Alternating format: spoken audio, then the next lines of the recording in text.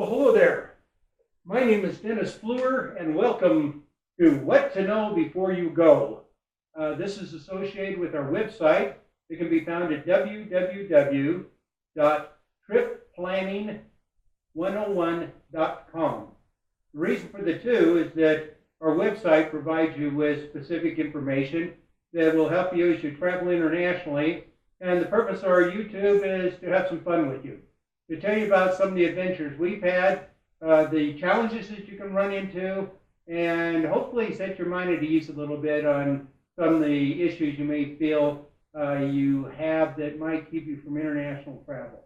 And so today, we're actually going to talk about some of the items that you'll find on the website. Let me quickly go through these with you. The first one is it safe to travel? Number 2, passports and visas.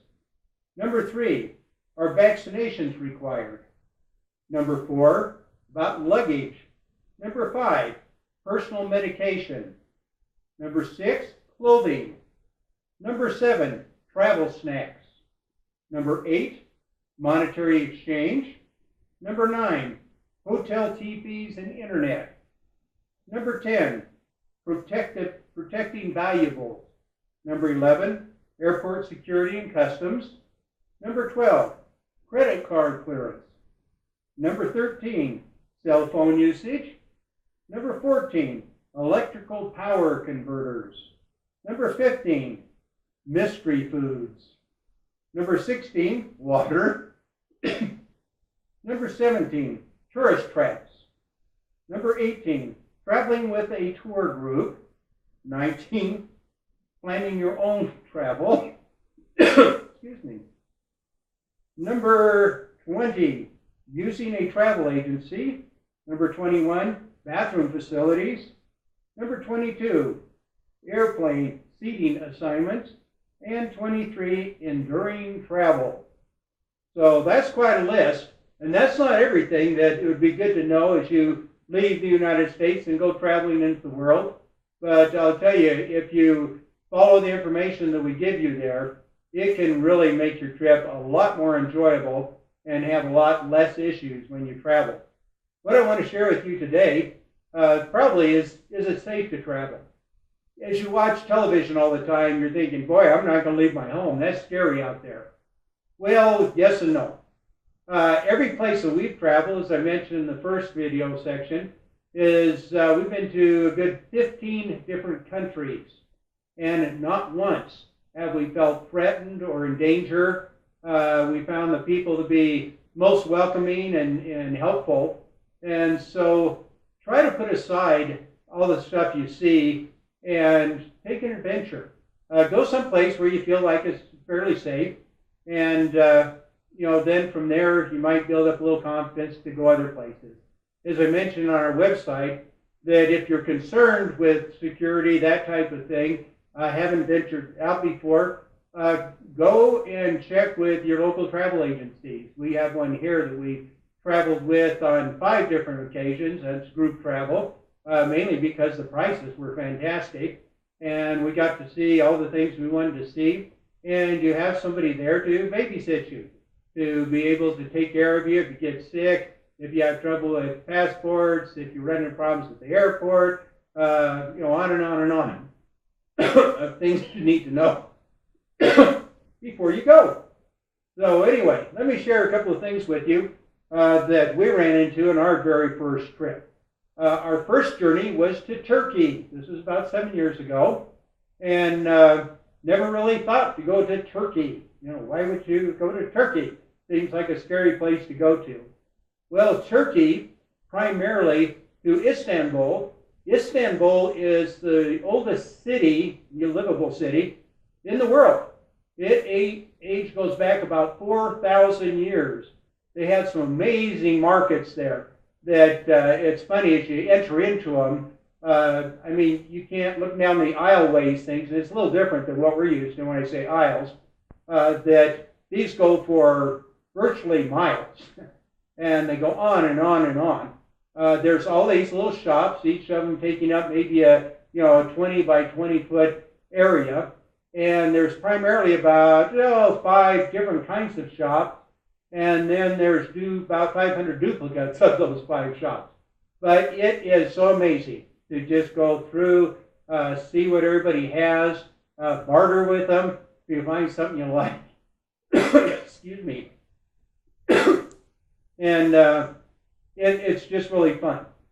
They also have a spice market that is equally as big, world-renowned, where you can get all kinds of different spices and things like that. You can try their candy-type things that they have, and yeah, it's just neat. You can spend a whole day just in these 2 different areas, these shopping plazas. So, yeah, go. There's times you can go out and get on a boat cruise and cruise around. We had an instance when we were there. In fact, 2 I'd like to share with you.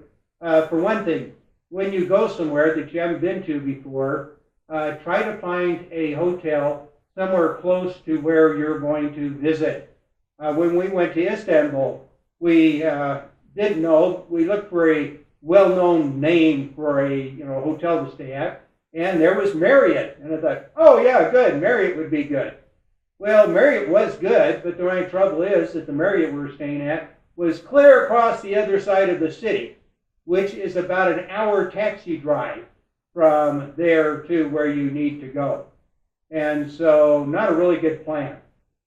We were trying to figure out what we could do. We were kind of communicating with our youngest daughter that has helped us put the trip together. And she suggested that we take the hotel little bus and get on in the morning, take it back to the airport, and then at the airport we could get on the subway, ride the subway train into a point where it stopped. Then you have to get off of that, and we actually didn't know where to go once we got off of that and realized we weren't to our destination. So we just followed everybody else, and they went over up and down a couple of streets and over a couple of blocks to a bus terminal. And you just buy your tokens at the bus terminal. We watched what they were doing and did the same thing and got on the bus, and then the bus actually took us to where we wanted to go. So that's what we did for about a week. We would get on the bus, go back to the airport, get on the shuttle, go back to the hotel, and come back again. And so we did learn not to travel during rush hour because we know what a sardine feels like, all packed in that little can. And yeah, you get up close and personal to the local people there. And so that in itself was an experience for us. Another interesting thing, because we had our fears and trepidations, you hear about people getting kidnapped and all this kind of thing.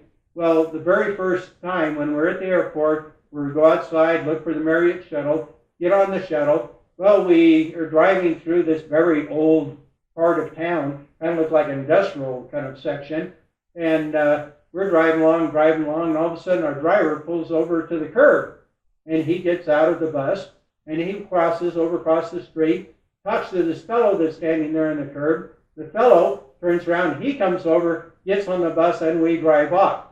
Yes, we were a little concerned at that point in time, but we did end up at the Marriott, and that turned out just fine. Another experience we had when we were in Istanbul, that everything in regards to landmarks can look the same, because if you use a mosque for your point of reference, there are virtually hundreds of mosques. And so that's kind of a challenge in itself. And I've always prided myself of being able to figure out where I've been and then be able to get back there and find my way around. And so we got on this ferry boat going to what's called Princess Island. And once we got on the ferry boat, we made one stop, another island, and then ended up this Princess Island where we spent the day touring around this island. And then in the afternoon, actually, sooner than our ferry was supposed to come back, another ferry pulled up. We thought, oh, good, it's like a bus. We'll just get on that and get back a little bit earlier. Well, we get on that ferry and we take off. Well, we make about 7 stops at 7 other little islands along the way. So this was not the ferry we got there on.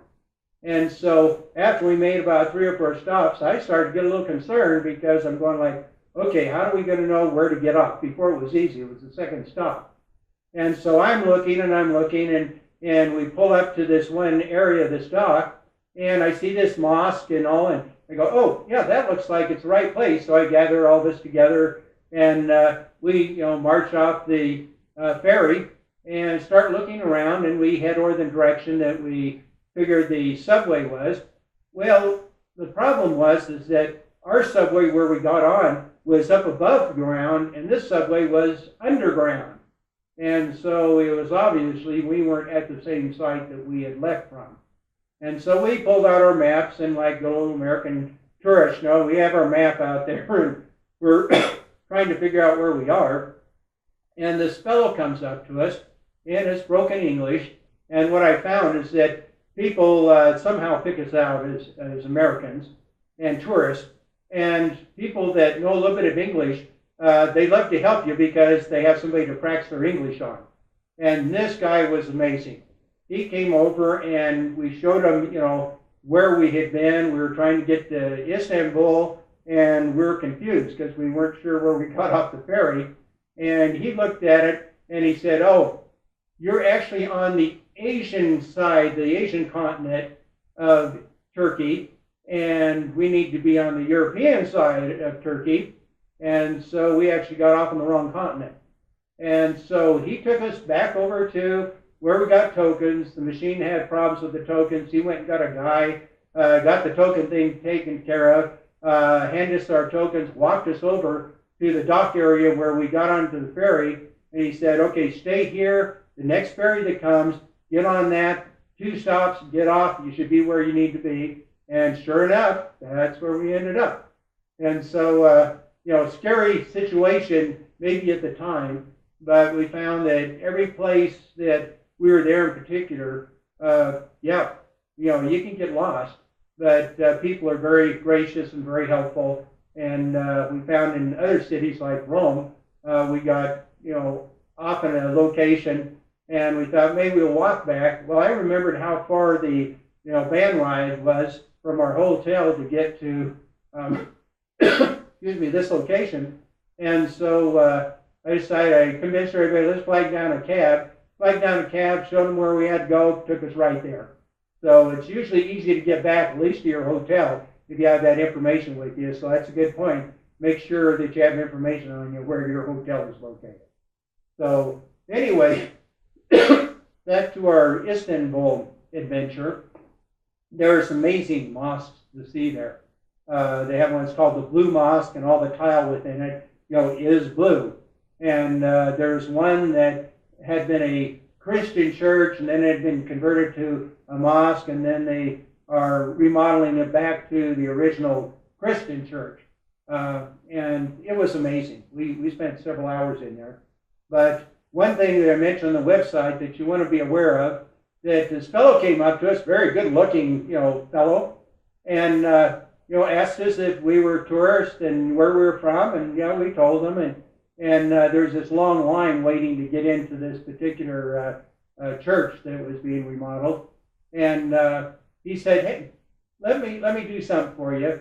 Let me go up. I know these people up there. I can get you passes to get right in there, and I'll be glad to show you around and the sights to see right here. Just be glad to do that. And we thought, hey, this is good. And it was, because he did what he said he would do. He showed us around everything. He was an excellent guide.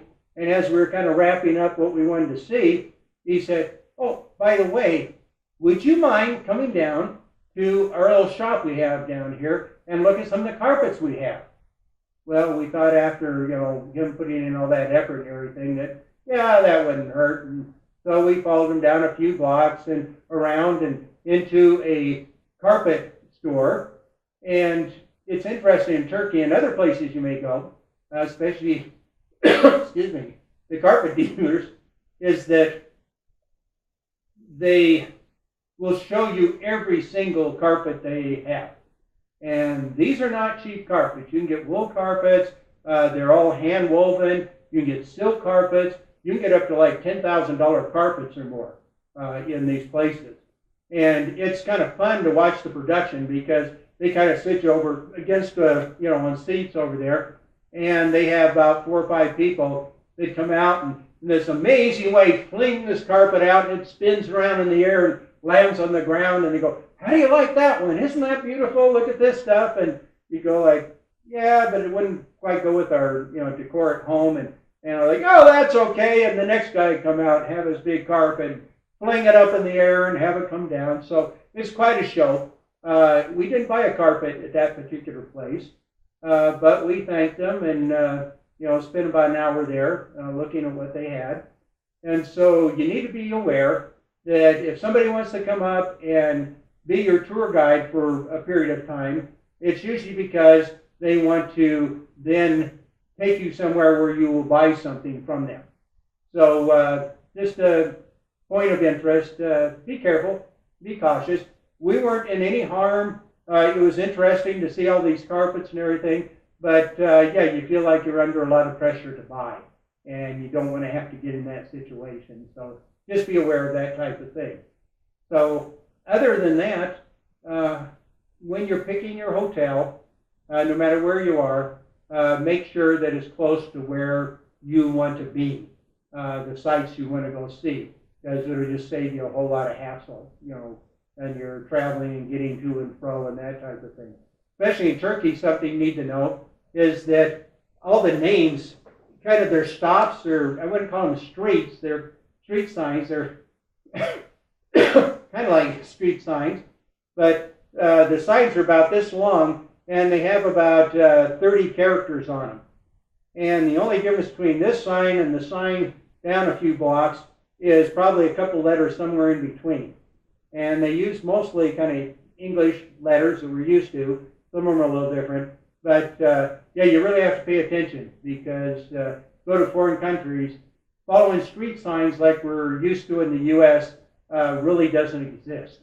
And so if you hire a guide when you're there, then the guide will help you in the places that you're destined to go. If you're out on your own and just checking things out and everything, just pay attention. And if you get lost, ask somebody, and they're glad to help you.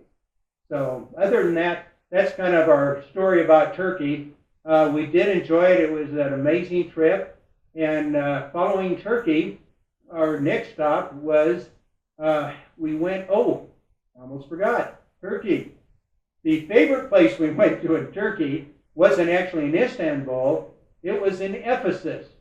Ephesus is an ancient Roman city that had a population originally about 250,000, that had been abandoned. The water, the sea that had come right up to kind of a port, had receded, and so they're no longer a port city, which caused a big problem.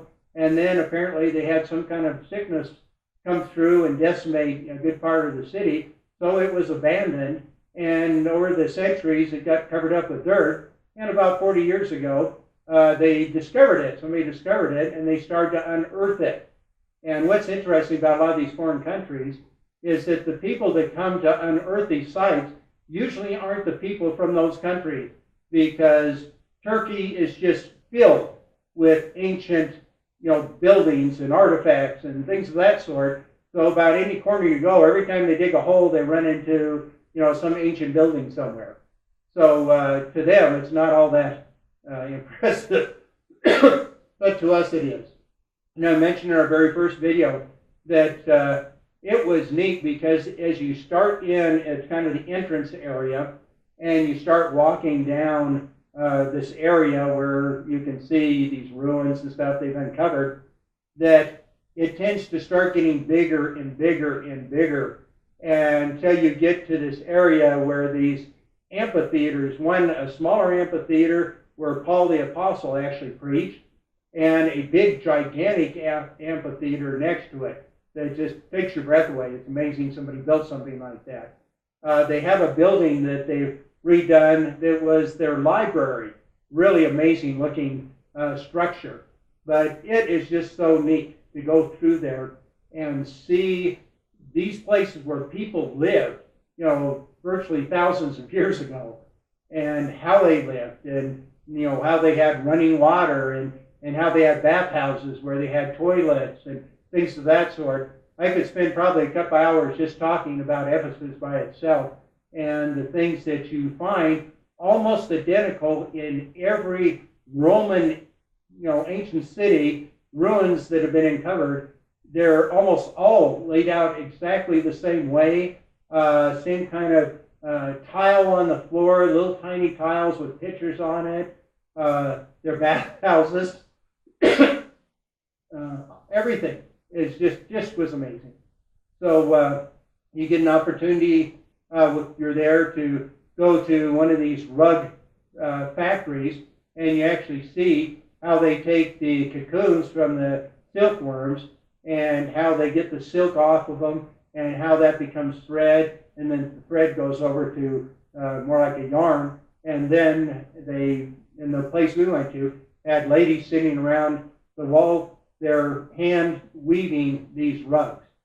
So the things you see are just really amazing, and I know you really love it. We've been to Ephesus twice now, and our other journey was when we did a 2-week trip to Italy, and we covered all of central Italy from Rome and all the way to northern Italy, visiting all the amazing sites that you hear about with Italy.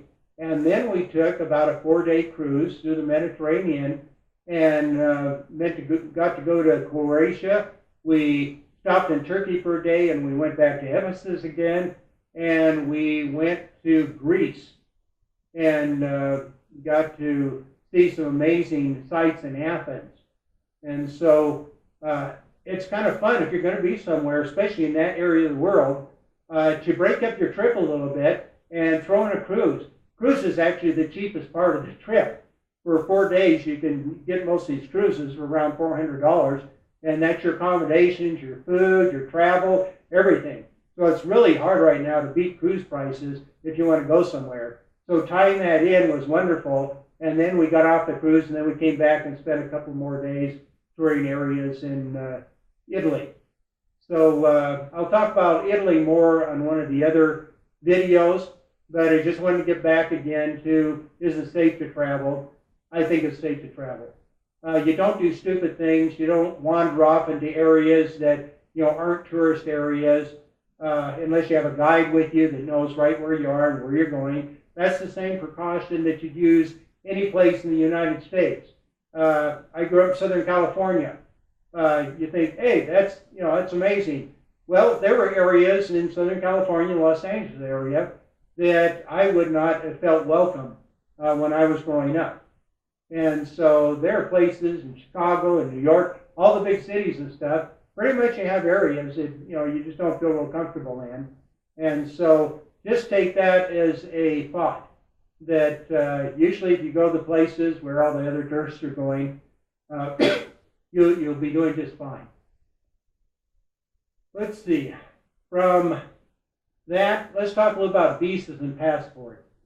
Visa is your lifeblood. Now, when I say a visa, I'm not talking about the credit card, and we'll get to that. That's part of one of the things we talk about in our next videos. But the thing we want to talk about is a visa. That gives you the right to visit other foreign countries.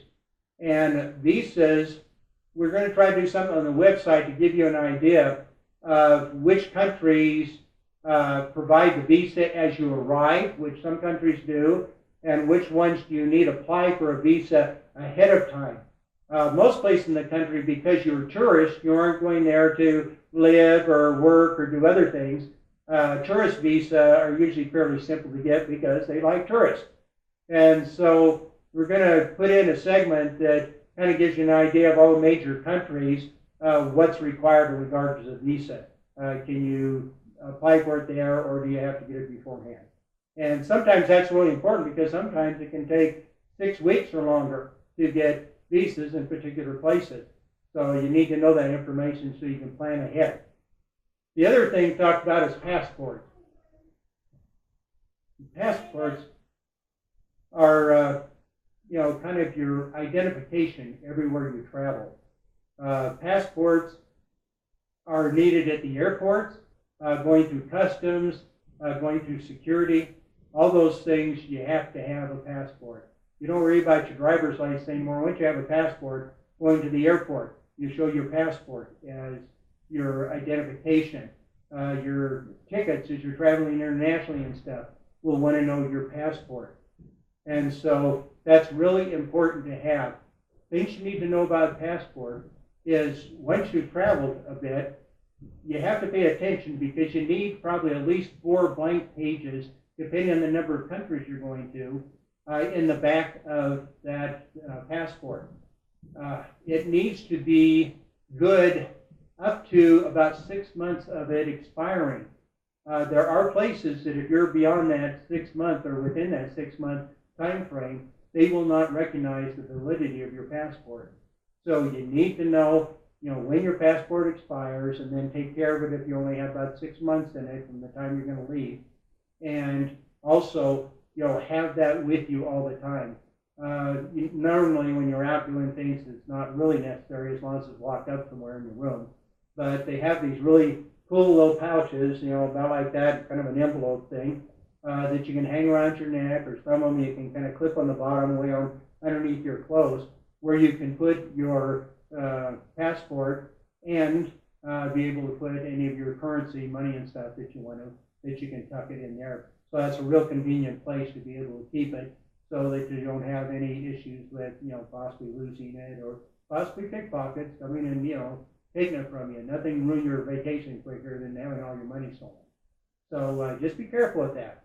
But passports are extremely important anywhere you travel. If you lose it when you're on your trip, you need to be aware that you're going to have to go to the American Embassy, and it might take a couple of days to get a replacement, a temporary passport, so that you can continue your vacation, and that could ruin your whole vacation. The other things that have been recommended, that when you get your passport, before you travel, if you have a computer, your printer, make colored copies, both sides of the passport, your picture on the other side, of each of the passports.